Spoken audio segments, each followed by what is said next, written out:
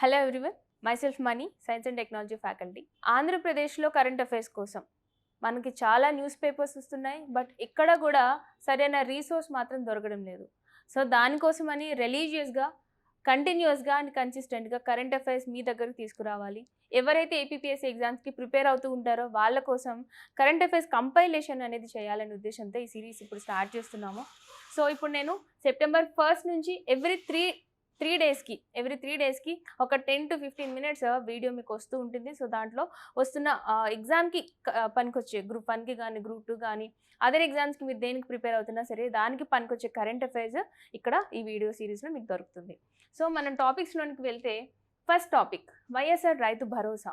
ఎక్కువగా మనం స్కీమ్స్ కానీ e governance, ethics, polity, economy ఈ రిలేటెడ్ సబ్జెక్ట్స్కి కావాల్సిన కరెంట్ అఫైర్స్ ఏమేమైతే ఉన్నాయో ఆర్టికల్స్ని నేను ఇక్కడికి తీసుకురావడానికి ట్రై చేస్తూ ఉంటాను, రైట్.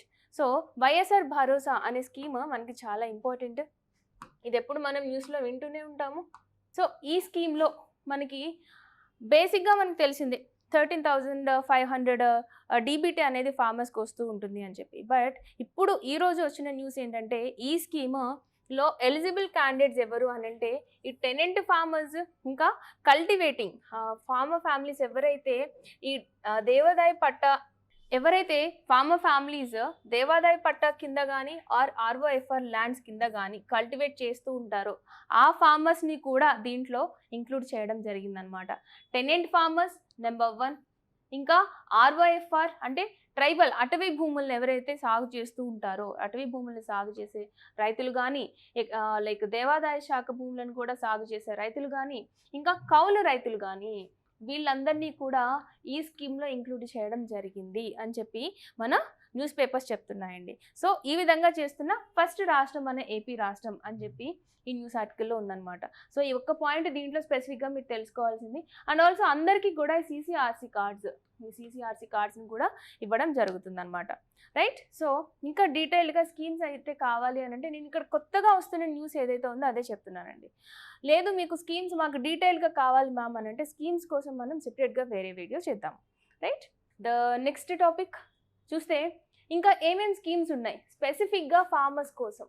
సో స్పెసిఫిక్గా ఫార్మర్స్ కోసం ఏమేమి స్కీమ్స్ ఉన్నాయంటే వైఎస్ఆర్ రైతు భరోసా ఉంది, PM కిసాన్ ఉంది, డాక్టర్ వైఎస్ఆర్ ఉచిత పంటల బీమా అనేది కూడా ఉంది. అండ్ రైతులకు ఇన్పుట్ సబ్సిడీ ఇవ్వడం జరుగుతుంది. ధాన్యం కొనుగోలు అనేది కళ్ళం వద్దనే అంటే గోడౌన్ వద్దనే ధాన్యం కొనుగోలు కోసం వాళ్ళకి లేబర్, ట్రాన్స్పోర్ట్, ఈ ఛార్జెస్ అన్నీ కూడా గవర్నమెంట్ ఇవ్వడం జరుగుతుంది.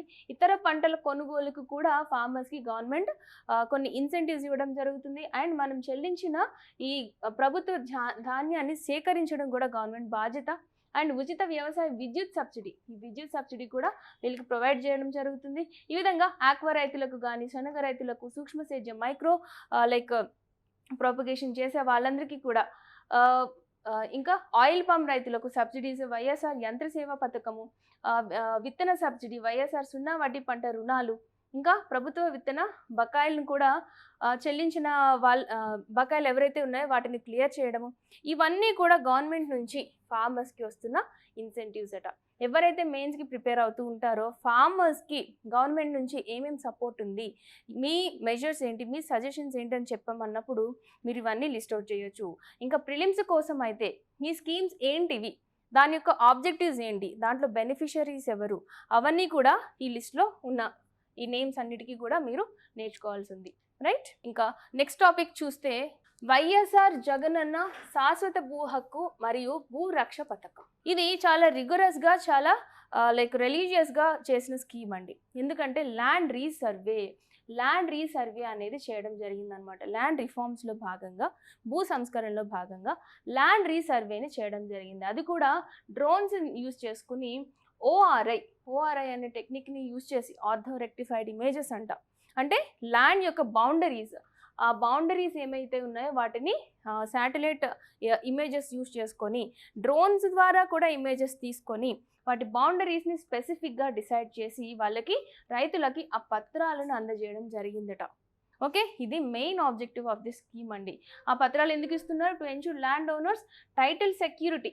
అది లేకపోవడం వల్లనే ఆ భూములకు ఓనర్షిప్ అనేది ఫార్మర్స్కి రాకపోవడం వల్ల చాలా స్కీమ్స్కి ఎలిజిబిలిటీ కోల్పోతున్నారు, అర్హత కోల్పోతున్నారు. సో దాన్ని లైక్ ప్రివెంట్ చేయడానికి, ఎలిమినేట్ చేయడానికి ఈ పత్రాలు అనేది ఫార్మర్స్కి ఇవ్వడం జరుగుతుంది.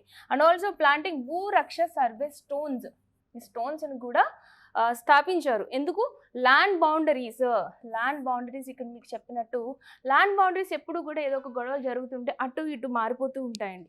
అవి స్పెసిఫిక్గా ఉండడం కోసం గవర్నమెంటే ఒక స్టోన్స్ని అక్కడ స్థాపించి ప్లాన్ చేసి ఇవి మీ బౌండరీస్, ఇంతవరకు మాత్రమే మీ ల్యాండ్ అండ్ స్పెసిఫిక్గా దానికోసం digital record and physical record కూడా తీసుకోవడం జరిగిందనమాట.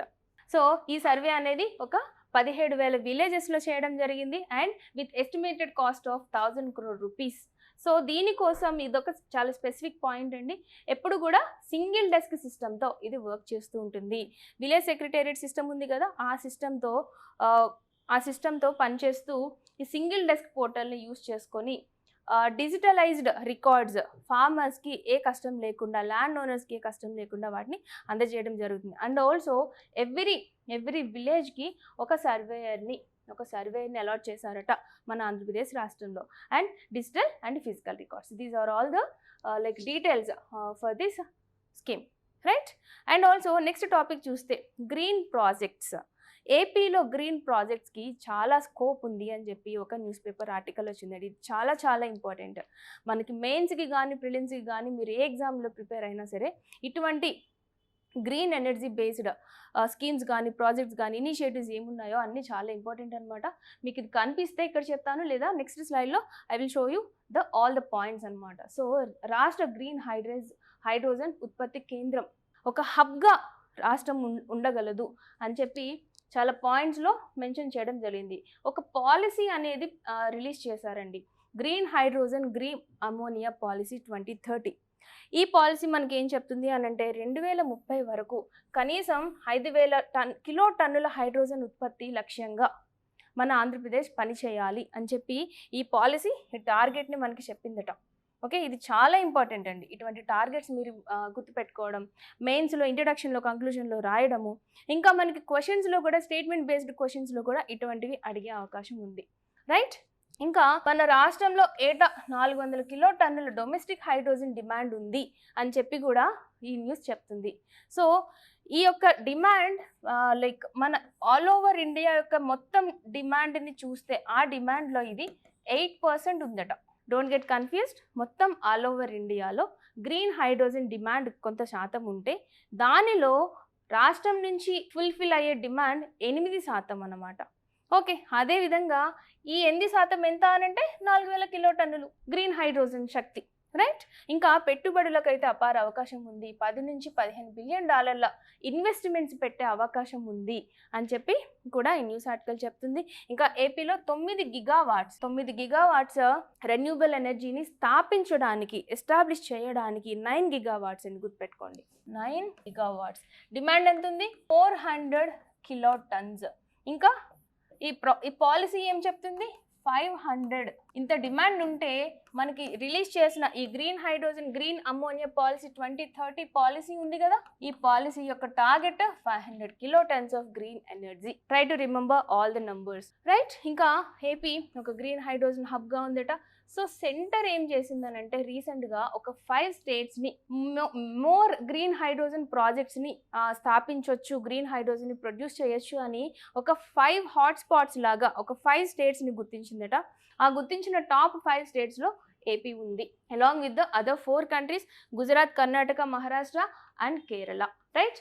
గుజరాత్, కర్ణాటక, మహారాష్ట్ర అండ్ కేరళతో పాటు ఏపీని కూడా కేంద్రం టాప్ గ్రీన్ హైడ్రోజన్ జనరేటింగ్ స్టేట్స్గా గుర్తించడం జరిగింది. ఓకే, సో దీంట్లో హైడ్రోజన్ ప్రొడక్షన్ 2025 కల్లా సాధించాలి అనే లక్ష్యంతో ఈ యొక్క సెంటర్ వీటిని సెలెక్ట్ చేయడం జరిగిందనమాట.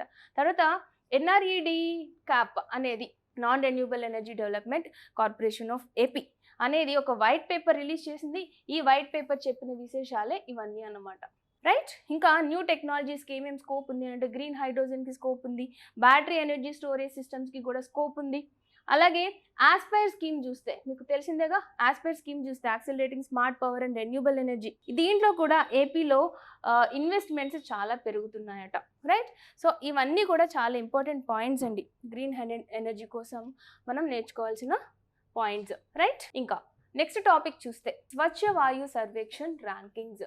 ఈ ర్యాంకింగ్స్ పొల్యూషన్ ఫ్రీ సిటీస్ ఏంటివి ఏమున్నాయి అని చెప్పి ఒక టోటల్ 131 సిటీస్ని కన్సిడర్ చేస్తే వాటిల్లో గుంటూరుకి ర్యాంక్ 3 వచ్చిందటండి, ర్యాంక్ 3 వచ్చింది. And that to south Indian సిటీస్లో ఏ ఒక్క సిటీ కానీ ఆ లిస్ట్లో రాలేదు, కానీ గుంటూరు మాత్రం ఆ లిస్ట్లో వచ్చిందట, రైట్. సో అది చాలా గుర్తుపెట్టుకోవాల్సిన మెయిన్ ఇంపార్టెంట్ పాయింట్. సో దీన్ని ఎవరు రిలీజ్ చేశారంటే national clean air programme, NCAP అంటారు. ఇది under works under minister of environment, forest and climate change ఆ మంత్రిత్వ శాఖ కింద పనిచేస్తున్న ఈ యొక్క బాడీ NCAP అనేది ఈ లిస్ట్ని రిలీజ్ చేసింది. దీన్ని డిక్లేర్ చేసింది CPCB. సో 131 సిటీస్ని ఫర్ ద ఫైనాన్షియల్ ఇయర్ 2023-24కి రిలీజ్ చేయగా దాంట్లో గుంటూరుకి మాత్రమే 3rd ర్యాంక్ వచ్చింది, రైట్. సో ఇవన్నీ డీటెయిల్స్. నెక్స్ట్ టాపిక్ చూస్తే మనకి పెన్షన్ స్కీమ్. పెన్షన్ స్కీమ్ అనేది మన లైక్ ఇండియాలో all over the India old pension scheme అనేది ఒకటి ఉందండి. ఈ ఓల్డ్ పెన్షన్ స్కీమ్లో ఎప్పుడు కూడా ఒక 50% ఎంప్లాయీ ఉద్యోగిస్తే ఒక 50% గవర్నమెంట్ ఇస్తూ ఉంటుంది. ఇది ఎప్పటి నుంచో ఉన్న ఓల్డ్ పెన్షన్ స్కీమ్ అనమాట. అయితే రీసెంట్గా దీన్ని CPSగా కన్వర్ట్ చేయడం జరిగింది, కాంట్రిబ్యూటరీ పెన్షన్ స్కీమ్. సో దానివల్ల ఏం జరిగింది అని అంటే ఒక 40% ఉద్యోగి ఇస్తే 60% గవర్నమెంట్ ఇవ్వడం జరుగుతుంది. సో దాంట్లో కూడా ఒక గ్యారంటీ అనేది మనకు ఉండదన్నమాట, గవర్నమెంట్ నుంచి గ్యారంటీ అనేది ఉండదు, ప్రభుత్వానికి అసలు సంబంధం లేదు. అంటే ఏ విధంగా ఉద్యోగి ప్రతి నెల ఎంతైతే సంపాదిస్తున్నాడో దాంట్లో నుంచి కొంత శాతం అతను దాచుకుంటే రిటైర్మెంట్ సమయానికి ఈ దాచుకున్న మొత్తాన్నే పెన్షన్గా ఇవ్వడం, ఇది CPS. కానీ ఓల్డ్ పెన్షన్ స్కీమ్ ఏంటి అని అంటే ఉద్యోగి కొంచెం శాతం ఇస్తూ ఉండగా కొంచెం శాతం ఇస్తూ ఉండగా ప్రభుత్వం దానికి అడిషనల్గా మరికొంత శాతం ఇస్తుందన్నమాట, మరికొంత శాతం గవర్నమెంట్ ఇస్తుంది. బట్ CPSలో అది లేదు, రైట్. సో ఈ OPS నుంచి CPSకి కన్వర్ట్ అవ్వడం జరిగింది ఆల్ ఓవర్ ఇండియా. అయితే ఇప్పుడు ఏపీ రాష్ట్రంలో ఏం జరిగిందంటే ఈ CPSతో పాటుగా GPS గ్యారంటీ పెన్షన్ స్కీమ్ అనే కొత్త స్కీమ్ని ఇంట్రడ్యూస్ చేశారండి. సో దీంట్లో ఆల్మోస్ట్ OPSలో ఓల్డ్ పెన్షన్ స్కీమ్లో ఏమేమైతే ఉన్నాయో అవే పాయింట్స్ GPSలో కూడా పెట్టి ఉద్యోగస్తులకి మీ ఇష్టము, మీకు కావాలంటే CPS చూస్ చేసుకోండి, మీరు లేదు అని అంటే GPS కూడా చూస్ చేసుకోవచ్చు అని ఆప్షన్ ఇచ్చిందంట. సో దీనివల్ల ఆల్మోస్ట్ ఈ రెండు సిమిలర్ ఉంటాయటండి. ఇది పాతది, రైట్, ఇది ఓల్డ్ కదా, ఇది పాతది, ఇది కొత్తగా సెంట్రల్ పెట్టింది, ఇప్పుడు మన ఏపీ రాష్ట్రం పెట్టింది ఈ GPS. సో దీంట్లో ఆల్మోస్ట్ ఓల్డ్ పెన్షన్ స్కీమ్లో ఏమేమి బెనిఫిట్స్ ఉన్నాయో అవన్నీ ఉన్నాయి. CPSలో నష్టపోతున్న ప్రభుత్వ ఉద్యోగులు దీని ద్వారా లాభం పొందొచ్చు అనే ఉద్దేశంతో రాష్ట్రం దీన్ని ఇంట్రడ్యూస్ చేసింది. సో దాంట్లో మీకు కంపారిజన్ ఒక టేబుల్ ఇక్కడ ఉంది. సో పెన్షన్ బాధ్యత అనేది చాలా ఇంపార్టెంట్ అండి, గవర్నమెంట్ ఆ రెస్పాన్సిబిలిటీ తీసుకోవడం చాలా ఇంపార్టెంట్. ఎందుకంటే ఉద్యోగి ఎప్పుడు కూడా తన జీతంలో నుంచి కొంత శాతం కూడా దాచుకోలేకపోవచ్చు. అటువంటి సందర్భాల్లో గవర్నమెంట్ ఆ బాధ్యత తీసుకుంటే ఫైనల్లీ అతనికి పెన్షన్ వచ్చే టైంలో ఖచ్చితంగా లాభం చేకూరుతుంది, అవునా. సో పెన్షన్ గ్యారంటీ కూడా OPSలోనూ ఉంది, GPSలో కూడా ఉంది. మీకు కనిపిస్తుంది కదా, this is the OPS, this is the GPS, this is the, so it is the comparing table. కనీస పెన్షన్ 10,000 అయినా కనీసం వస్తుంది, బట్ CPSలో లేదు. చూడండి, CPSలో చాలా ఫీచర్స్ అనేవి లేవు. చివరి మూల వేతనం పెన్షన్ శాతం 50% ఉంటుందట.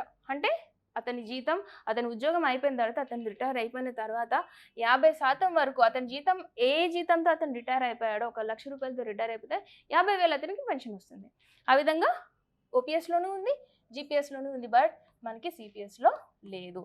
ఈ విధంగా కొన్ని పాయింట్స్ ఇక్కడ ఉన్నాయన్నమాట. పెన్షన్ వాటా ఉద్యోగికి 10% ఇవ్వాలి. ఈ ఒక్క పాయింట్ మాత్రం OPSలో లేదు, GPS ఈ రెండింట్లో సేమ్ అనమాట. అంటే ఈ పైన పాయింట్స్ అన్నీ OPSతో సిమిలర్ ఉంటే, ఈ ఒక్క పాయింట్ మాత్రం, అంటే GPSకి OPSకి ఈ పాయింట్స్ అన్నీ సేమ్ ఉంటే, ఈ ఒక్క పాయింటే CPSకి సేమ్ ఉంటుందన్నమాట, రైట్. ఒక ఉద్యోగికి 10% అనేది పెన్షన్ వాటా దీంట్లో చెల్లించాలి, CPSలో కూడా చెల్లించాలి, బట్ OPSలో చెల్లించిన అవసరం లేదు, రైట్. సో ఈ కంపారిజన్ ఒకసారి చెక్ చేసుకోండి, ఎందుకంటే ఒక వెల్ఫేర్ స్కీమ్గా మనం ఇది తెలుసుకోవచ్చు. అండ్ జనరల్ నాలెడ్జ్ మన ఏపీలో రాష్ట్రంలో యొక్క కొత్త స్కీమ్ పెడుతున్నారు కాబట్టి దాన్ని తెలుసుకోవడం కూడా చాలా ఇంపార్టెంట్. సో ఆ విధంగా ఉద్యోగస్తులకి ఆప్షన్ ఇవ్వడం జరిగిందనమాట. ఈ పెన్షన్ గ్యారంటీ సిపిఎస్లో లేకపోవడం వల్ల చాలామంది ఉద్యోగార్హులు చాలా ఆందోళన చేయడం, చాలా నిరాశ చెందడం అంతా జరిగింది. సో ఇప్పుడు ఏపీ స్టేట్ అయితే ఈ ఆప్షన్ ఇవ్వడం జరిగింది. నెక్స్ట్ టాపిక్ చూస్తే calamitous threat to coastal systems. So ఈ కోస్టల్ సిస్టమ్స్ ఏం జరుగుతున్నాయనంటే మనకి కోస్టల్ కెలామిటీస్ని నుంచి ల్యాండ్ ఏరియాను ప్రొటెక్ట్ చేసేవి ఏంటివండి? వెట్లాండ్స్, ఈ mangroves, right, islands, coral islands ఏమైతే ఉన్నాయో ఇవన్నీ కూడా సీ షోర్ దగ్గర నుంచి అంటే సముద్రం నుంచి వస్తున్న కెలామిటీస్ నుంచి రక్షణ కవచం లాగా పనిచేస్తూ ఈ ల్యాండ్ ఏరియాని ప్రొటెక్ట్ చేస్తూ ఉంటాయి. అవునా కదా? అయితే ఈ గ్లోబల్ వార్మింగ్ వల్ల సీ రైజ్ లెవెల్ అనేది ఇంక్రీజ్ అవుతూ ఉంది. ఈ ఇంక్రీజ్ అవ్వడం వల్ల దాని ఇంపాక్ట్ అంటే ఈ గ్లోబల్ వార్మింగ్ లెవెల్స్ ఇంక్రీజ్ అవ్వడం వల్ల, సీ రైజ్ లెవెల్ ఇంక్రీజ్ అవ్వడం వల్ల దాని ఇంపాక్ట్ ఈ కోస్టల్ ఏరియాస్ పైన అంటే ఈ మార్షల్ ల్యాండ్స్ కానీ, మాంగ్రూవ్ ల్యాండ్స్ కానీ, ఈ కోరల్ ఐలాండ్స్ పైన ఏ విధంగా ఉంది అని ఒక రీసెర్చ్ చేయడం జరిగిందనమాట. అలా చేస్తే ఫైనల్గా ఆ రీసెర్చ్ ఏం చెప్తుంది అనంటే ఎక్కువ సీ రైజ్ లెవెల్ పెరుగుతూ ఉండడం వల్ల, ఎక్కువ సీ రైజ్ లెవెల్ జరుగుతూ ఉంటే ఇది మనకి ఓషన్ లైన్ అయితే, అంటే ఇది సీ షోర్ అయితే, ఇది ల్యాండ్ అయితే, ఇది వాటర్ అయితే, సీ రైజ్ లెవెల్ పెరగడం వల్ల ఏమవుతుందండి? సీ లెవెల్ రైజ్ అవ్వడం వల్ల ఏమవుతుంది? దీని యొక్క ఈ ఓషన్ లైన్ అనేది ఇటు మూవ్ అవుతుందా లేదా? ఇట్లా మూవ్ అవ్వడం వల్ల ఇక్కడ ఉన్న ఈ మ్యాంగ్రూవ్స్ ఉంటాయి కదా, ఈ మ్యాంగ్రూవ్స్ ఈ ల్యాండ్ ఏరియాలో ఇవి కూడా ముందుకి మూవ్ అవుతున్నాయట. కానీ ఈ ముందుకు మూవ్ అవడం వల్ల ఇక్కడ ఏముంటుంది? మన సిటీస్ ఉంటాయి, మన concrete buildings, roads, hard hurdles అనేవి ఉంటాయి. సో ఆ హార్డ్ హర్డిల్స్ని తట్టుకోలేక ఈ మ్యాంగ్రూవ్స్ డిజపియర్ అయిపోవడం జరుగుతుందట. అదండి వాటికి జరిగే నష్టము. సో ఈ న్యాచురల్ ఎకో సిస్టమ్స్ ఏమైతే ఉన్నాయో ఈ సీ లెవెల్ అనేది రైజ్ అవ్వడం వల్ల ఈ మ్యాంగ్రూవ్స్ కూడా ఇక్కడ అవి సబ్మర్జ్ అయిపోతాయి. సో కాబట్టి అవి సెడిమెంటల్ ఇన్స్టాలేషన్ కోసం వెతుక్కుంటూ అవి over a period of time move అయిపోతూ ఉంటాయి. ఎందుకంటే అవి సాయిల్ నుంచి సక్ చేసుకోవాలి మినరల్స్ని. ఇక్కడ వాటర్ లెవెల్స్ ఎక్కువ అయిపోవడం వల్ల అవి అక్కడ సర్వైవ్ కాలేక అవి మూవ్ అయిపోతున్నాయి. మూవ్ అయినా సరే ఇక్కడ వాటికి కావాల్సినంత స్పేస్ దొరకకపోవడం వల్ల and also roads and buildings లాంటి హార్డ్ హర్డిల్స్ వల్ల కూడా వాటి పాపులేషన్ అనేది డిక్రీజ్ అయిపోతుంది. అది ఇక్కడ జరుగుతున్న నష్టం అని చెప్పి ఈ సర్వే ఫైనల్గా చెప్పడం జరిగింది. సో నెక్స్ట్ టాపిక్ చూస్తే ఇది జస్ట్ గవర్నెన్స్ రిలేటెడ్ ఒకటి చిన్న టాపిక్ అండి. మెయిన్స్కి ప్రిపేర్ అయ్యే వాళ్ళకి చాలా యూజ్ అవుతుంది. ఇక్కడ ఏం చేశారంటే కరప్షన్ని తగ్గించడం కోసం ఒక ప్రివెంటివ్ విజిలెన్స్ క్యాంపెయిన్, ఒక 3 months ప్రివెంటివ్ విజిలెన్స్ క్యాంపెయిన్ అనేది ఒకటి స్టార్ట్ చేశారు సౌత్ సెంట్రల్ రైల్వే వాళ్ళు. అంటే ట్రాన్స్పరెన్సీని ఇంక్రీజ్ చేయడం కోసం అండ్ కమిట్మెంట్ని అప్హోల్డ్ చేయడానికి, పబ్లిక్ గవర్నెన్స్ని కూడా అప్హోల్డ్ చేయడానికి అని చెప్పి ఒక ట్రాన్స్పరెంట్ టెక్నిక్ లాగా ఒక విజిలెన్స్ సిస్టమ్ని, అంటే ఎవరైతే కంప్లైంట్స్ ఇస్తున్నారో వాళ్ళ ఐడెంటిటీని హైడ్ చేస్తూ ఆ కంప్లైంట్స్ని రిసీవ్ చేసుకుంటూ వాటికి స్పీడీ రికవరీ ఇచ్చే విధంగా ఈ యొక్క డిపార్ట్మెంట్ సౌత్ సెంట్రల్ రైల్వే అనేది ఒక సర్క్యులర్ పాస్ చేయడము, ఒక ఇనిషియేటివ్ తీసుకోవడం జరిగిందట. ఇది మీరు ఒక కేస్ స్టడీ లాగా మీరు గవర్నెన్స్లో ఇది యూజ్ చేసుకోవచ్చు. రైట్, ఇవండి important topics from September 1st to 3rd. ఇంకా కమింగ్ నెక్స్ట్ వీడియోలో ఒక 3 daysకి ఒక వీడియో చేసుకుంటూ వెళ్దాము. Have a happy studying. Thank you.